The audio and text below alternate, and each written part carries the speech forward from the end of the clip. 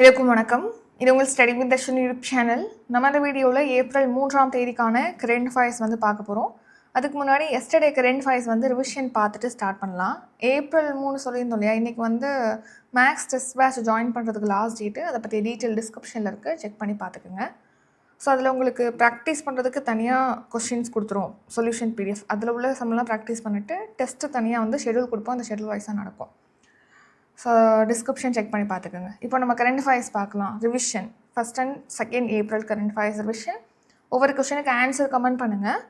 First question, Andhra மாநிலத்தின் ஒரே தலைநகராக எந்த நகரம் அங்கீகரிக்கப்பட்டுள்ளது? ஆன்சர் அமராவதி. இந்தியாவில் நக்சல் தீவிரவாதம் எந்த நாளில் முடிவுக்கு கொண்டு வரப்பட்டது? Answer March 31, 2026. சாம்ராட் சம்ருதி சமண அருங்காட்சியகம் எங்கு திறக்கப்பட்டுள்ளது? ஆன்சர் காந்தி நகர், குஜராத்தில். இந்தியாவில் சொந்தமாக தரவு மையங்களை அமைக்கும் வெளிநாட்டு நிறுவனங்களுக்கு எத்தனை ஆண்டு காலத்துக்கு வரி விலக்கு அறிவிக்கப்பட்டுள்ளது? ஆன்சர் 20 years, 20 ஆண்டுகள். பாக் சிலிக்கா உக்திசார் கூட்டணி கீழ்கண்ட எதனுடன் தொடர்புடையது? ஆன்சர் சிலிக்கான் விநியோக வழித்தடம். 3ஆம் பாலினத்தவர் சட்டத்திருத்த மசோதா 2026 படி அவர்களுக்கு எதிரான குற்றங்களுக்கு அதிகபட்சம் எத்தனை ஆண்டுகள் சிறை தண்டனை வழங்கப்பட உள்ளது? Answer 14 years. மக்கள் தொகை கணக்கெடுப்பை நடத்த மத்திய அரசுக்கு அதிகாரம் அளிக்கும் சட்டம் எது? ஆன்சர் மக்கள் தொகை கணக்கெடுப்பு சட்டம் 1948. இந்த கொஸ்டின் ரொம்ப ரொம்ப இம்பார்ட்டண்ட். அடுத்து, இந்தியாவில் சிறு ஆயுதங்களை தயாரிக்கும் முதல் தனியார் நிறுவனம் எது? ஆன்சர் PLR சிஸ்டம்ஸ் நிறுவனம். இண்டிகோ நிறுவனத்தின் சிஓவாக நியமிக்கப்பட்டுள்ளவர் யார்? Answer William Walsh. Rakt Kosh இணையதளம் கீழ்கண்ட எதனுடன் தொடர்புடையது? ஆன்சர் இரத்த வங்கிகள். April 3 today current affairs. அதுக்கு முன்னாடி பொறை உடைமை அதிகாரத்துலேருந்து திருக்குறள் பார்க்க போகிறோம். ஏற்கனவே நம்ம ஒழுக்கமுடைமை அதிகாரத்தில் 10 திருக்குறள் முடிச்சிருப்போம். ஸோ நிறைய பேர் நேற்று திருக்குறள் கமெண்ட் பண்ணி அதுக்கான பொருளை விளக்கத்தையுமே கொடுத்துருந்தீங்க. ரொம்ப ரொம்ப வெரி குட், சூப்பராக பண்ணியிருந்தீங்க. இப்போ நம்ம அடுத்து நேஷனல் கரண்ட் அஃபேர்ஸ் பார்க்குறதுக்கு முன்னாடி பொறை உடைமை அதிகாரத்துலேருந்து திருக்குறள் பார்த்துட்டு ஸ்டார்ட் பண்ணலாம். திருக்குறள் கவனிங்க. அகழ்வாரை தாங்கும் நிலம் போல தம்மை இகழ்வார் பொறுத்தல் தலை. அதாவது என்னென்னா, அகழ்வார் அப்படின்னா தோண்டக்கூடிய நபர். இப்போது பூமி எப்படி தன்னை தோண்டக்கூடிய நபரை பொறுத்து காத்திருக்கும், பொறுமையாக இருக்கும், எதுவும் பண்ணாமல் பொறுமையாக இருக்குது, தன்னை தோண்டக்கூடிய நபரையும் பொறுத்து இருக்கு. அந்த மாதிரி நம்மளை இழிவுபடுத்துகிறாங்க அல்லது நம்மளை அவமதிக்கிறாங்க ஒரு நபர் அப்படின்னா அவங்கள பொறுத்து போகிறது அப்படிங்கிறதான் தலை சிறந்த பண்பு. பூமி எப்படி அகழ்வாரை பொறுத்து போதோ அதே மாதிரி நம்ம இகழ்வாரை பொறுத்து போகிறது தான் சிறந்த பண்பு அப்படின்னு சொல்லி தான் இந்த திருக்குறளில் திருவள்ளுவர் சொல்லியிருக்காங்க. அகழ்வாரை தாங்கும் நிலம் போல தம்மை இகழ்வார் பொறுத்தல் தலை. National current affairs. மகளிர் இடஒதுக்கீடு சட்டம் எந்த ஆண்டு இயற்றப்பட்டது? 2023. ஸோ மகளிர் இடஒதுக்கீடு சட்டம் 2023 தான் இயற்றியிருப்பாங்க. எதுக்காக அப்படின்னா, இதோட முதல்ல இந்த சட்டத்தோட பேர் என்னென்னா நாரி சக்தி வந்தன் அதிநியம். அதாவது இப்போது மக்களவை, அப்புறம் மாநில சட்டப்பேரவை, லோக்சபா, அப்புறம் ஸ்டேட் அசம்பிளிஸ்லாம் இருக்கு இல்லையா, அதில் 33% பெண்களுக்கு இடஒதுக்கீடு கொடுக்கணும் அப்படிங்கிறதுக்காக தான் இந்த சட்டம். ஃபார் எக்ஸாம்பிள், இப்போ லோக்சபா மக்களவையில் 100 சீட்டு இருக்குது. அந்த 100 சீட்டில் 33% எத்தனை சீட் வரும்? 33 சீட்டு. ஸோ இந்த 33 சீட்டுக்கும் பெண்கள் தான் இருக்கணும், பெண்கள் உறுப்பினர்கள் தான் இந்த 33 சீட்டும் ஒதுக்கப்படணும். ரிமைனிங்கில் உள்ளவங்க நார்மலாக இடஒதுக்கீடு இல்லாத அந்த ஓப்பன் கேட்டகரியில் வருவாங்க. ஸோ இதுக்காக தான் இந்த சட்டம் இயற்றியிருப்பாங்க. மக்களவையிலையும் மாநில சட்டப்பேரவையிலையும் 33% பெண்களுக்கு ரிசர்வேஷன் கொடுக்கணுங்கிறதுக்காக இந்த சட்டம். இது 2029 நடக்க போகிற லோக்சபா எலெக்ஷன், மக்களவை தேர்தலில் தான் அமலுக்கு வரும்னு சொல்லியிருப்பாங்க. அமலுக்கு வந்ததுலேருந்து ஒரு 15 இயர்ஸ்க்கு இம்ப்ளிமெண்ட்டில் இருக்கும்னு சொல்லியிருப்பாங்க. அதுக்கப்புறம் கண்டினியூ பண்ணணும் அப்படின்னா கூட நாடாளுமன்றத்தில் திருத்த சட்டம் கொண்டு வந்து கூட கண்டினியூ பண்ணிக்கலாம். ஃபஸ்ட்டு இனிஷியலாக ஒரு 15 இயர்ஸ்க்கு இதை இம்ப்ளிமெண்ட் பண்ணுறதா பிளான் இருக்குது. இப்போ எதுக்காக அதை பற்றி பார்க்குறோம் அப்படின்னா, ஏன் 2029 இதை இம்ப்ளிமெண்ட் பண்ணுவோம் அப்படின்னு சொல்லியிருந்தாங்கன்னா, மக்கள் தொகை கணக்கெடுப்பை நடத்தி அதுக்கப்புறமா தொகுதிகளை மறுவரையறை செஞ்சதுக்கப்புறம் 2029 எலெக்ஷனில் இந்த இம்ப்ளிமெண்ட் பண்ணலாம் இந்த சட்டத்தை பிளான் பண்ணியிருப்பாங்க. இப்போது தொகுதி வரையறை செய்கிறதுக்கு முன்னாடி, மறுவரையறை செய்கிறதுக்கு முன்னாடியே இந்த சட்டத்தை இம்ப்ளிமெண்ட் பண்ணுறதுக்கு ஏதேனும் சட்டத்தில் திருத்தம் மேற்கொள்ளணுமா அப்படிங்கிற மாதிரி இப்போது டிஸ்கஸ் பண்ண போகிறாங்க. அதுக்கு நாடாளுமன்றம் கூடுது ஏப்ரலில் மறுபடியும். அதனால தான் இதை பற்றி பார்க்குறோம். அது என்ன தொகுதி மறுவரையறை அப்படின்னு பார்த்தீங்கன்னா, இப்போ தொகுதி இப்போ நம்ம தமிழ்நாட்டில் வந்து 234 தொகுதி, ஒவ்வொரு ஸ்டேட்டுக்கும் இத்தனை தொகுதி இருக்குது அப்படின்னு சொல்லிட்டு நம்ம பார்க்குறோம். அந்த தொகுதி அப்படிங்கிறது எதை பேஸ் பண்ணி இது ஒரு தொகுதி அப்படின்னு சொல்லிட்டு ஒரு பிளேஸ் அறிவிக்கிறாங்க அப்படின்னா சென்சஸை வச்சு. ஸோ லாஸ்ட்டு 1971 நடந்த மக்கள் தொகை கணக்கெடுப்பில் உள்ள பாப்புலேஷன் அடிப்படையில் தான் இப்போது எலெக்ஷன் நடத்துகிறாங்க இல்லையா, இந்த தொகுதி அந்த தொகுதின்னு சொல்லிட்டு எலெக்ஷன் ஒவ்வொரு தொகுதியாக பிரிச்சிருப்பாங்க இல்லையா. இப்போ வரைக்கும் 1971 நடந்த மக்கள் தொகை கணக்கெடுப்பு அடிப்படையில் உருவாக்கப்பட்ட தொகுதிகளில் தான் எலெக்ஷனுங்கிறது இப்போ வரைக்கும் நடந்துக்கிட்டு இருக்கு. ஆனால் பாப்புலேஷனுங்கிறது இப்போ இன்க்ரீஸ் ஆயிடுச்சு 1971 ஒப்பிடும்போது. அப்போது இப்போ 2026 ஏப்ரல் 1 ஃபஸ்ட்டு ஃபேஸ் வந்து 16வது மக்கள் தொகை கணக்கெடுப்புங்கிறது ஸ்டார்ட் பண்ணியிருக்காங்க. இந்த சென்சஸில் எவ்வளோ மக்கள் தொகை இருக்காங்க, அப்போது இவ்வளோ மக்கள் தொகைக்கு ஒரு தொகுதி அப்படின்னு சொல்லிட்டு தொகுதியை வந்து மறுவரையறை செய்வாங்க. அப்போது ஒவ்வொரு ஸ்டேட்லேயுமே தொகுதிகளோட எண்ணிக்கை இன்க்ரீஸ் ஆகும். ப்ளஸ் ஒரு சில ஸ்டேட்டில் அதிகமான மக்கள் தொகை இருக்குன்னா அவங்களுக்கு நிறையா சீட்ஸ் வந்து இன்க்ரீஸ் ஆகும். ஸோ அது மறுவரையறை செஞ்சதுக்கப்புறமா தான் இனி இம்ப்ளிமெண்ட் பண்ணுறதா பிளான் பண்ணியிருந்தாங்க. இப்போ அதுக்கு முன்னாடியே எலெக்ஷன் கண்டக்ட் பண்ணலாம், இந்த ரிசர்வேஷன் பில் ஆக்டை வந்து இம்ப்ளிமெண்ட் பண்ணலாம், அதுக்கு என்ன சட்டத்தில் திருத்தம் மேற்கொள்ளணும் அப்படின்னு சொல்லிட்டு மறுபடியும் நாடாளுமன்றம் ஏப்ரல் 16 கூடுவதாக சொல்லியிருக்காங்க. ஸோ அதெல்லாம் தான் இங்கே சொல்லியிருக்கோம். 33% இடஒதுக்கீடு பெண்களுக்கு. இந்த மகளிர் இடஒதுக்கீடு சட்டம்ங்கிறது 106வது அரசமைப்பு சட்ட திருத்தம். இந்த சட்டத்தோட பேர் நாரி சக்தி வந்தன் அதிநியம். அடுத்து தொகுதி பேரவை மறுவரையை செஞ்சதுக்கப்புறம் தான் அமல்படுத்தலான்னு பிளான் இருந்துச்சு. இப்போ 16வது மக்கள் தொகை கணக்கெடுப்பு நடக்குது. அதுக்கப்புறமா தொகுதி மறுவரையறை அப்படிங்கிறது செய்வாங்க. இதுக்கிடையில் அதுக்கு முன்னாடியே அமல்படுத்துறதுக்காக அரசமைப்பு சட்டத்தில் மற்றொரு திருத்தம் மேற்கொள்வது சம்மந்தமாக மத்திய அரசு பரிசீலனை செய்கிறாங்க. இதை அமல்படுத்தணும்னா 2029 அமல்படுத்த தான் ஆக்சுவல் பிளானு. 15 இயர்ஸ்க்கு இதை இம்ப்ளிமெண்ட் பண்ணுறதா பிளானு. ரீசன் நியூஸ் 2026 ஏப்ரல் 1 வருமான வரி சட்டம் அப்படிங்கிறது அமலுக்கு வந்திருக்கு. இது 1961 வருமான சட்டத்துக்கு மாற்றாக இந்த சட்டம் கொண்டு வந்திருக்காங்க. 2019 திருநங்கைகளுக்கான பாதுகாப்பு சட்டத்தில் திருத்தம் மேற்கொள்ளும் வகையில் 3ஆம் பாலினத்தவர் உரிமைகள் பாதுகாப்பு திருத்த மசோதா 2026 கொண்டு வரப்பட்டு நிறைவேற்றப்பட்டிருக்கு. அடுத்து பொது சிவில் சட்ட மசோதா 2026 குஜராத்லேருந்து கொண்டு வந்திருக்காங்க. உத்தரகாண்டுக்கு அப்புறமா இந்த பொது சிவில் சட்டத்தை ஏற்கக்கூடிய செகண்ட் ஸ்டேட் வந்து குஜராத். நிதி மசோதா 2026 இப்போ ரீசெண்டாக மக்களவையில் நிறைவேற்றப்பட்டது. Appointments current affairs. தமிழக காவல்துறையின் புதிய தலைமை இயக்குநராக நியமிக்கப்பட்டவர் யார்? ஆன்சர் சந்தீப் ராய் ரத்தோர். சந்தீப் ராய் ரத்தோர் பார்த்தீங்கன்னா இப்போது தமிழ்நாடு டிஜிபியாக வந்து அப்பாயிண்ட் பண்ணியிருக்காங்க. தமிழ்நாடு காவல்துறையின் புதிய டிஜிபியாக சந்தீப் ராய் ரத்தோர் அப்பாயிண்ட் பண்ணியிருக்காங்க. இவர் 1992 பிரிவை சேர்ந்த தமிழ்நாடு கேடர் ஐபிஎஸ் ஆஃபீஸர். இதுக்கு முன்னாடி இந்த பொறுப்பில் இருந்தவர் சங்கர் ஜிவால் அவர் ஓய்வு பெறாரு. ஸோ அதனால் சந்தீப் ராய் ரத்தோரை வந்து அப்பாயிண்ட் பண்ணியிருக்காங்க. ஸோ இவர் 2008 2015 குடியரசுத் தலைவர் விருதுகளை வென்றிருக்காரு. Reason news. தமிழக காவல்துறையுடைய உளவு பிரிவு டிஜிபியாக பாலநாகதேவி அப்பாயிண்ட் பண்ணியிருக்காங்க. ஃபர்ஸ்ட் உமன் தமிழ்நாட்டில் இந்த பொசிஷனை வந்து அப்பாயிண்ட் பண்ணியிருக்கக்கூடிய ஃபர்ஸ்ட் உமன். அடுத்து காங்கோ குடியரசுடைய புதிய அதிபராக டெனிஸ் சசோ நுகிசோ வந்து பொறுப்பேற்கிறாரு. பிம் செயலியுடைய விளம்பர தூதர் MS தோனி. சீனாவுக்கான புதிய இந்திய தூதராக விக்ரம் துரைசாமி அப்பாயிண்ட் பண்ணியிருக்காங்க. செபியோடைய முழு நேர உறுப்பினராக KV ரமணமூர்த்தி அப்பாயிண்ட் பண்ணியிருக்காங்க. அடுத்து தேசிய பிற்படுத்தப்பட்டோர் ஆணையத்துடைய தலைவராக சாத்வி நிரஞ்சன் ஜோதியை வந்து அப்பாயிண்ட் பண்ணியிருக்காங்க. National current affairs. யசோதையும் கிருஷ்ணனும் ஓவியம் யாரால் வரையப்பட்டது? யசோதையும் கிருஷ்ணனும் அப்படிங்கிற ஒரு பெயிண்டிங் வந்து யாரால் வரையப்பட்டது? ஆன்சர் ராஜா ரவிவர்மா. ராஜா ரவிவர்மா தான் யசோதையும் கிருஷ்ணனும் அப்படிங்கிற ஓவியத்தை வந்து வரைஞ்சிருக்காங்க. இது ஒரு ஆயில் பெயிண்டிங். ஸோ இப்போ இதை வந்து ஏலம் எடுத்திருக்காங்க. ஸோ இந்த ஏலத்தில் பார்த்தீங்கன்னா 167.20 கோடிக்கு மும்பையில் நடந்த ஏலத்தில் இந்த ஓவியமானது விற்பனைக்கு நடந்திருக்கு அப்படின்னு சொல்லி தெரிவிச்சிருக்காங்க.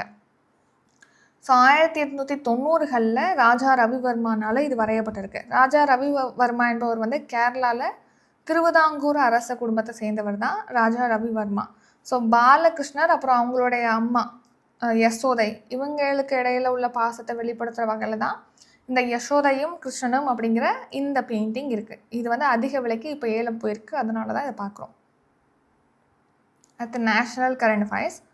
2025-26 நிதியாண்டில் இந்தியாவின் ஆயுத ஏற்றுமதி எத்தனை கோடியாக அதிகரித்துள்ளது? 38,424 கோடியாக இப்போ இன்க்ரீஸ் ஆயிருக்கு. ஸோ நம்ம நாட்டிலே உற்பத்தி செஞ்சு நம்ம நாட்டை வந்து ஒரு உற்பத்தி மையமாக மாற்றி வெளிநாடுகளுக்கு ஏற்றுமதி செய்யணும் அப்படின்னு சொல்லிட்டு நம்ம மேக் இன் இந்தியா ஸ்கீம், அப்புறம் தற்சார்பு இந்தியா, நம்மளுடைய தேவைகளை வந்து நிவர்த்தி பண்ணுறதுக்காக தற்சார்பு இந்தியா திட்டம் இதெல்லாம் செயல்படுத்துகிறோம். இப்போ அந்த வகையில் இது வரைக்கும் இல்லாத அளவுக்கு பாதுகாப்பு சம்மந்தமான ஆயுதங்கள், துப்பாக்கி, ஏவுகணை, இந்த மாதிரி பாதுகாப்பு சம்மந்தமான ஆயுதங்கள் இருக்கு இல்லையா, அது வெளிநாடுகளுக்கு ஏற்றுமதி அதிகரிச்சிருக்கு. எவ்வளோ ஏற்றுமதி பண்ணியிருக்காங்க 2025-26 அப்படின்னு பார்த்தா 38,424 கோடி. ஸோ முந்தைய ஆண்டோடு ஒப்பிடும்போது ரொம்ப ரொம்ப அதிகமாக நம்ம ஏற்றுமதியானது இருக்குது பாதுகாப்பு தளவாடங்களுடைய ஏற்றுமதி.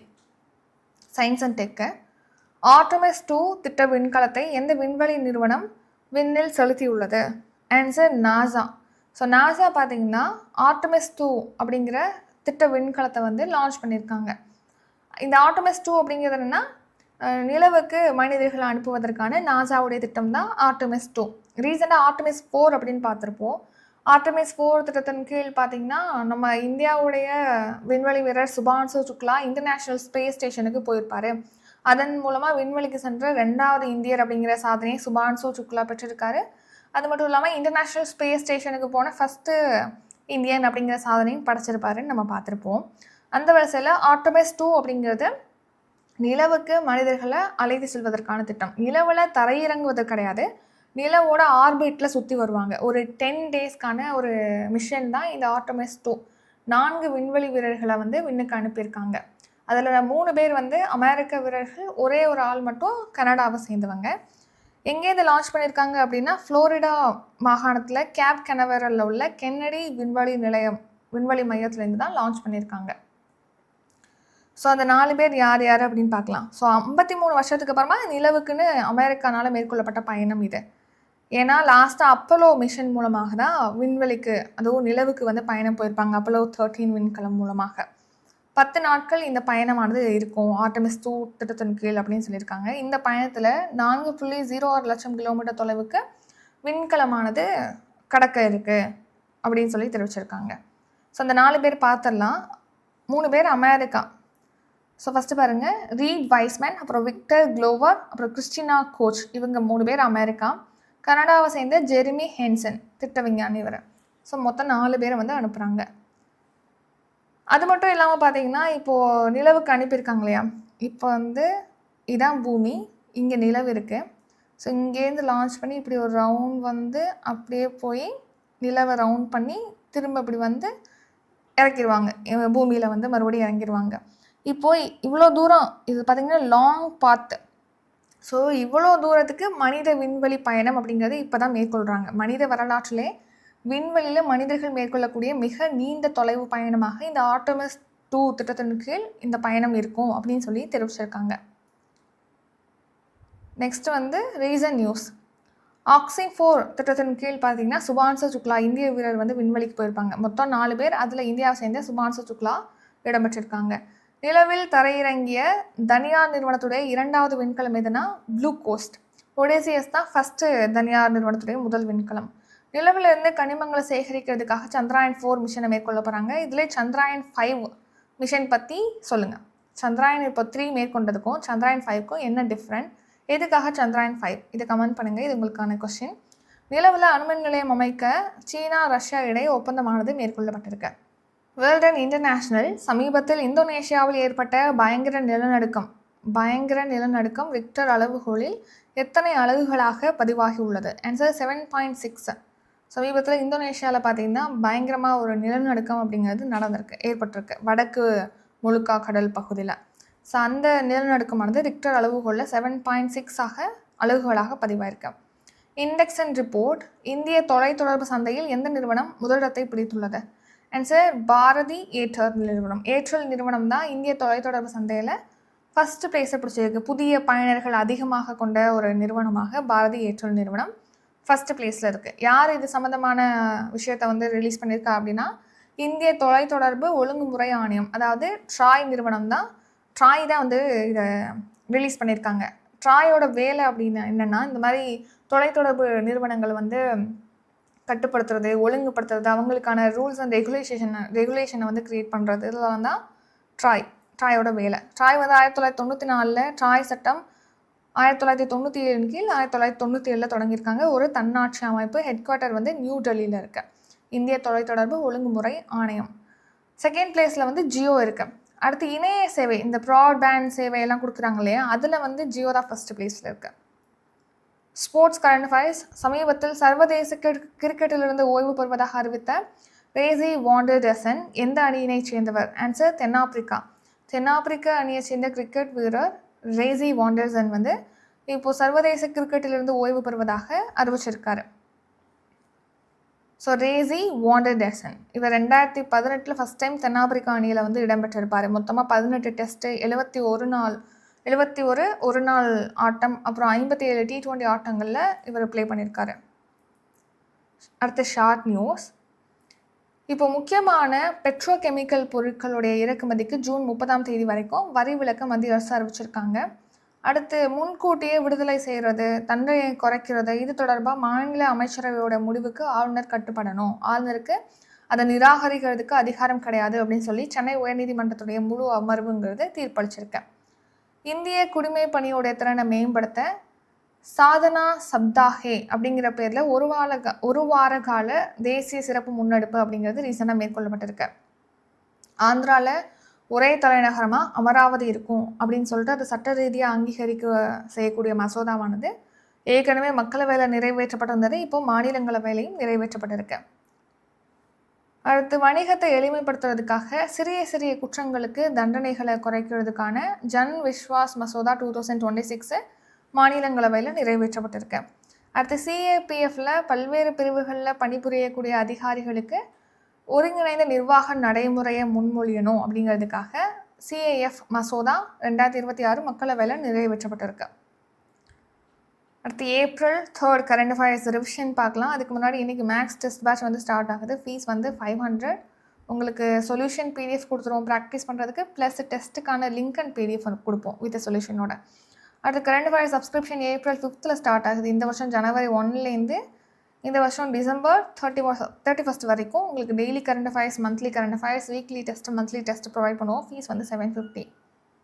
அடுத்து கரண்ட் அஃபேர்ஸ் டெஸ்ட் பேட்ச் அந்த லாஸ்ட் இயர் ஜூன்லேருந்து இந்த வருஷம் ஆகஸ்ட் வரைக்கும் 15 மந்த் கவர் ஆகும். அதை பற்றி டீட்டெயிலும் டிஸ்கிரிப்ஷனில் இருக்குது. Group 4 டெஸ்ட் பேட்ச் 9 ஸ்டார்ட் ஆகுது. எல்லா டீட்டெயிலும் டிஸ்கிரிப்ஷனில் இருக்குது, செக் பண்ணி பார்த்துக்கோங்க. டவுட் இருக்கவங்க காண்டாக்ட் பண்ணி கேட்கலாம். காண்டாக்ட் நம்பர் டிஸ்கிரிப்ஷனில் இருக்குது.